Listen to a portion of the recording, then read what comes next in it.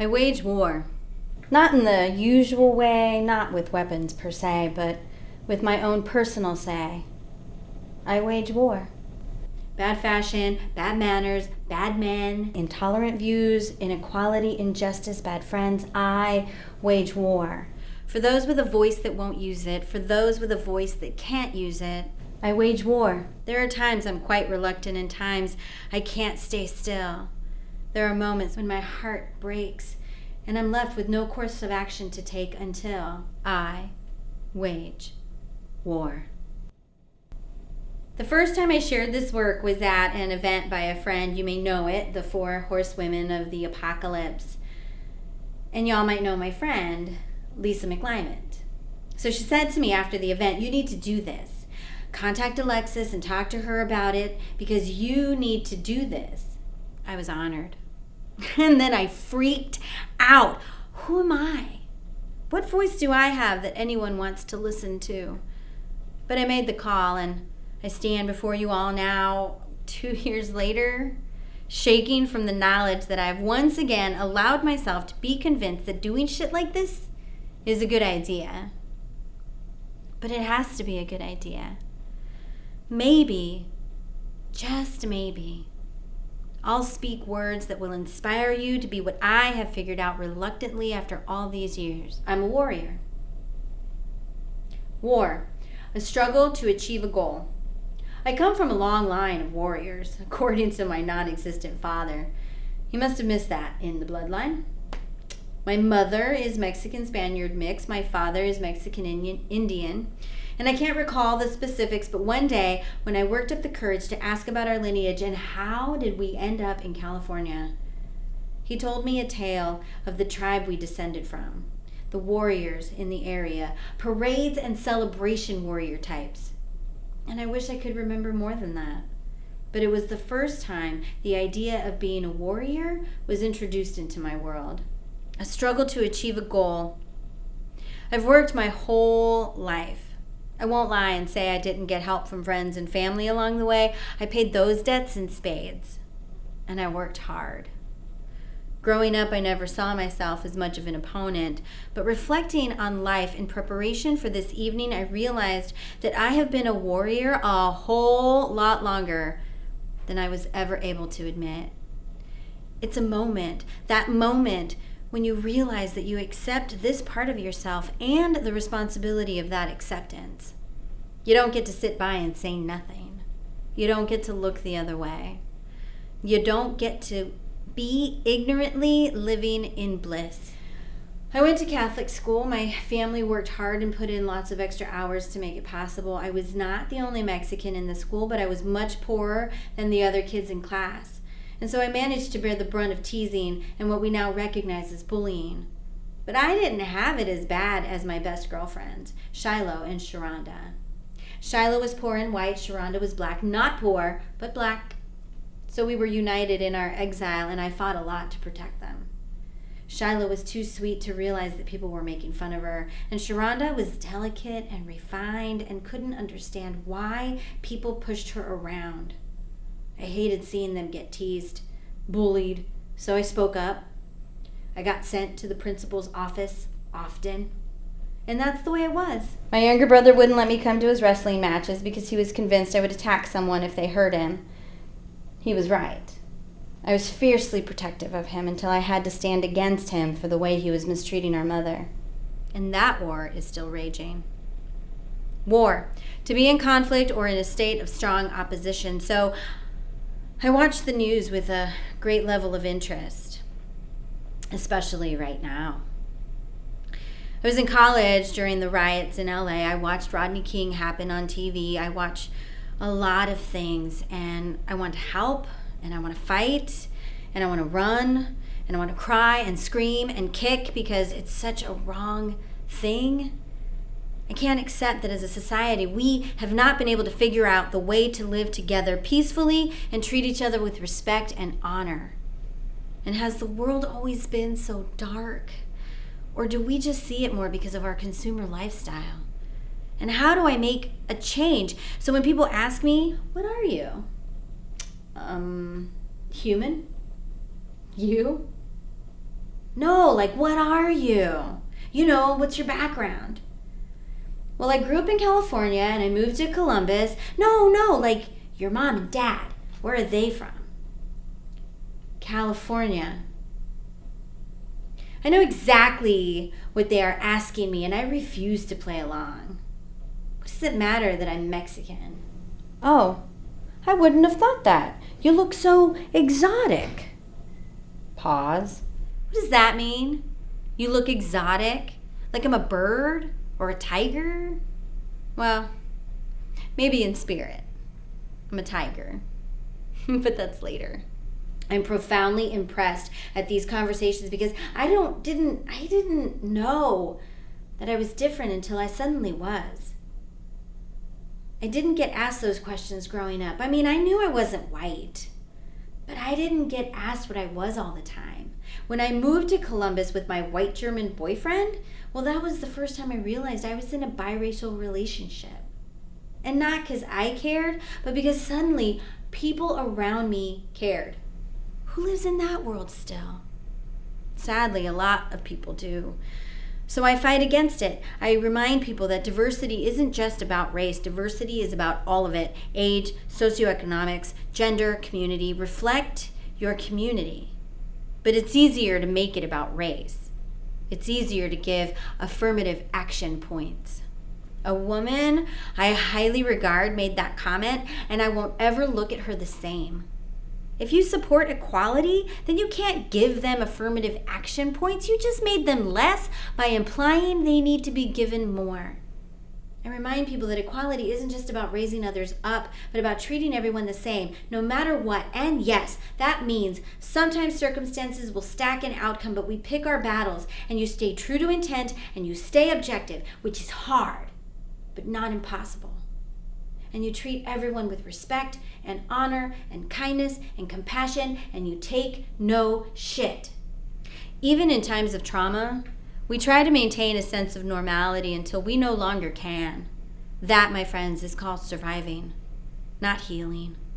We never become whole again. We are survivors.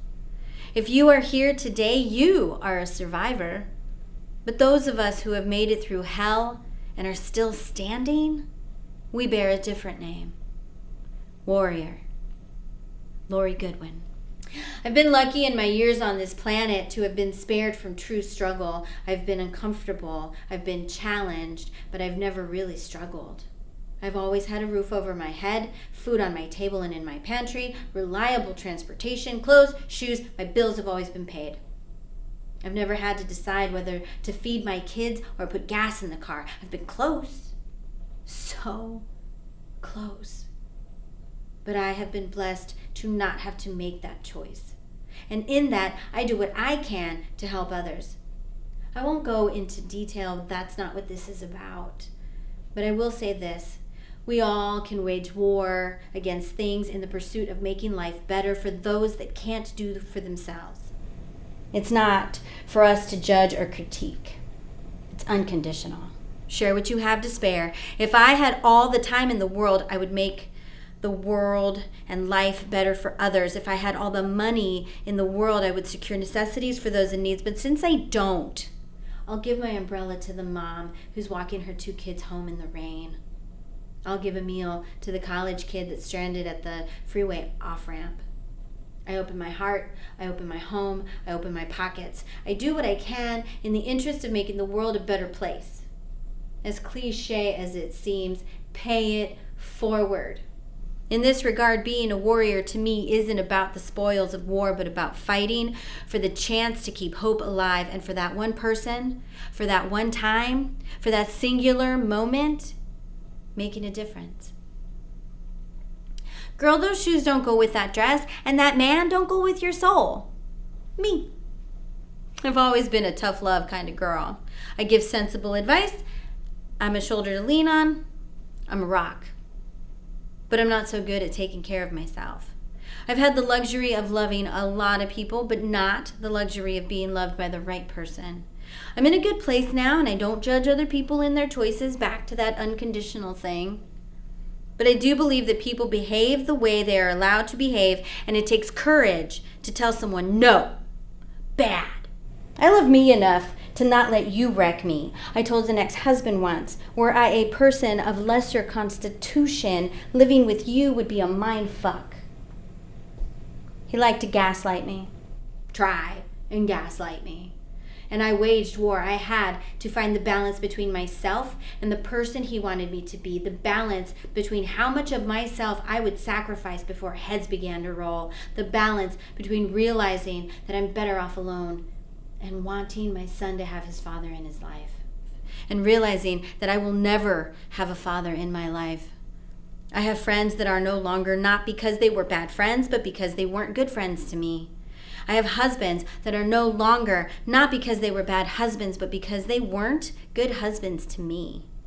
I give as good as I get, and I hold myself to a very high standard, so I'll curse like a sailor, but always remember to say please and thank you. I appreciate you. I love you.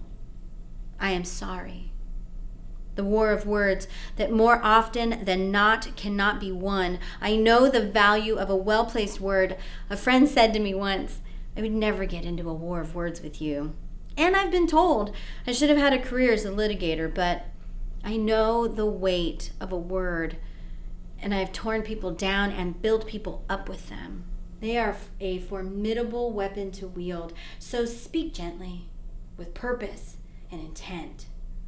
Get rid of diarrhea of the mouth. You don't always have to be talking to be the smartest, wittiest, whateverist in the room, but you also don't have to be an audience to someone who just is out to surround themselves with satellites. Am I preaching confidence? Self-esteem? You bet. But those don't come easy, believe me. And the only thing I can say is this. When someone does something to you that you don't like, say no thank you or fuck you, whichever suits you. But the more we look the other way, the more we stand by and let people treat us and others in ways that are wrong, then we carry the responsibility of that person treating the next person that way as well. Nothing chaps me more than someone saying, oh, well, that's just Bill's way. No, that's not acceptable. If Bill is an asshole, then Bill needs to know that it's not cool to be an asshole. It's not, hey, let's just accept Bill being an asshole because we don't value ourselves enough. And let's turn the other way while we watch Bill be an asshole to other people around us. No, Bill, you don't get to be an asshole if you happen to be in my world. And if you insist on being an asshole, well, then you don't get to be in my world because I get to choose. My goddess, what a revelation that was when I realized that I had the power to choose the people around me and the people I interacted with. I don't mean at work. That's going to be what it is, and you can't choose at work, but you can choose to manage your environment, and that's not today. But in everyday life, I choose the mayhem and chaos I allow in. I choose what I create for myself and others, and I count my blessings for the folks that have stood by me during my worst tempest in a teacup moments. Appear weak when you are strong, and strong when you are weak. Sun Tzu, The Art of War. I am independent, which is not to be confused with being a warrior. Waging war is methodical, calculated, every move is considered and the outcomes weighed, collateral damage accepted, risk taken, losses minimized. I've been called diplomatic, known for my King Solomon wisdom, so to speak. Gather all the sides of the story, not the incident, but in the story, because therein lie the facts. Protect your sources, weigh the options, and act. Acting. That's part of the gig. Being a warrior means you have to act. You have to proceed. Sometimes you proceed knowing that you have no chance of winning, whatever that means in that particular instance. But other times you charge ahead because it is the right thing to do. Being independent just means I do a lot of this alone.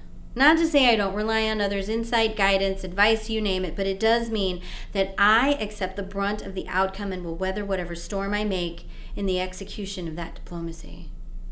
Appearing weak is a tactic, right? Look at me, I'm small, I'm a girl, I'm cute, I can't possibly be dangerous, but look at me. I'm a woman. I'm passionate, I'm fiery and strong. I can't possibly sit and take it. I feel like I hit bottom a lot. I never actually hit bottom. It's part of the war. I refuse to be taken down by things like not enough money, not enough time, not enough of whatever it is that plagues me. People often tell me that they don't have any idea how I do it all.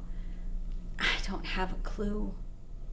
But I suspect that I go at every day like a warrior going into battle. Failure is not an option. Losing the day is not an option. Not living is not an option. You push, you fight, and you don't quit. Quitting is not an option. Not to be confused with walking away, which is a tactical move that can prove effective when used properly.